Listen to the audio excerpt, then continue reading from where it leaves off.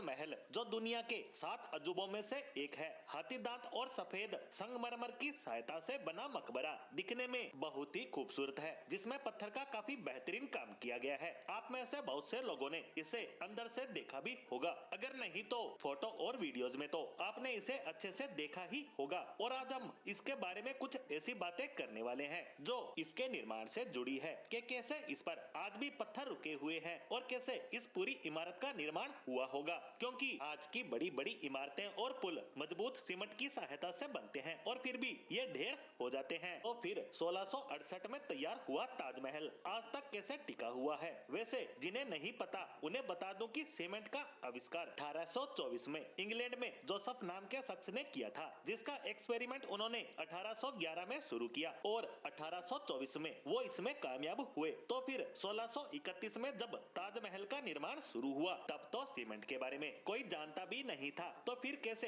ताजमहल को बनाया गया, इन्हीं कुछ मुद्दों पर थोड़ा और जानने का प्रयास करते हैं। वैसे ताजमहल के निर्माण से जुड़ी कहानी तो आपको पता ही होगी कि इसे किसने बनवाया, क्यों बनवाया, लेकिन हम बात कर रहे हैं इसके ढांचे के निर्माण की प्रक्रिया की, जिस पर उस समय 3 करोड़ का खर्च आया था। तो ऐसे में बात शुरू करते हैं ताजमहल की नींव से। तो इसकी नींव लकड़ियों से बनी हुई है। ये आपको भले ही अजीब लगे लेकिन यही सच है। और इसकी लकड़ी की नींव में सबसे बड़ा रोल यमुना का है, और अगर यमुना सूख जाए तो ताजमहल का कोई वजूद नहीं रहेगा और वह गिर जाएगा, क्योंकि सारा खेल इन्हीं नीम की लकड़ियों और यमुना के पानी का है। दरअसल वो लकड़ियां इबोनी यानी आबनूस के पेड़ की लकड़ियां हैं जो पत्थर की तरह होती है। ये आम लकड़ियों की तरह पानी में तैरती नहीं बल्कि डूब जाती है और इनमें दीमक भी नहीं लगती। और अगर इनमें 30% या उससे ज्यादा नमी बनी रहे तो ये कभी खराब भी नहीं होती। ऐसे में आपको ये तो समझ आ ही गया होगा कि ताजमहल को यमुना के करीब क्यों बनाया गया, यानी जब तक यमुना में पानी है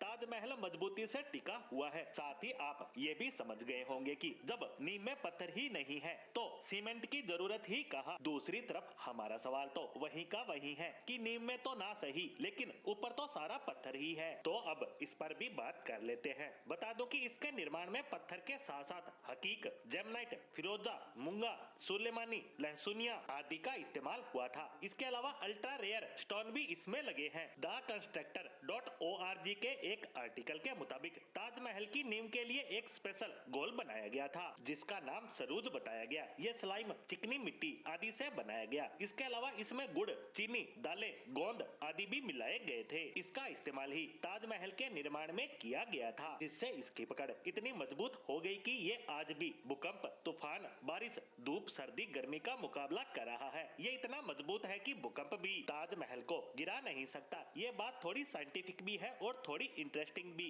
कि भूकंप इसे नुकसान नहीं पहुंचा सकता, क्योंकि यह प्राचीन काल की सिविल इंजीनियरिंग का बेहतरीन नमूना है। अगर आपने इसे गौर से देखा होगा तो आपने नोटिस किया होगा कि इसकी मुख्य बिल्डिंग के चारों तरफ के मीनार स्ट्रेट खड़े हुए नहीं है। इन मीनारों को थोड़ा झुकाकर बनाया गया है ताकि कभी कोई जोरदार भूकंप आ भी जाए तो चारों मीनार मुख्य बिल्डिंग से दूर गिरे और भूकंप के सारे झटके मुख्य बिल्डिंग तक पहुंचने से पहले ही इन मीनारों में एब्जॉर्ब हो जाएंगे और मुख्य बिल्डिंग पूरी तरह से सुरक्षित खड़ी रहेगी।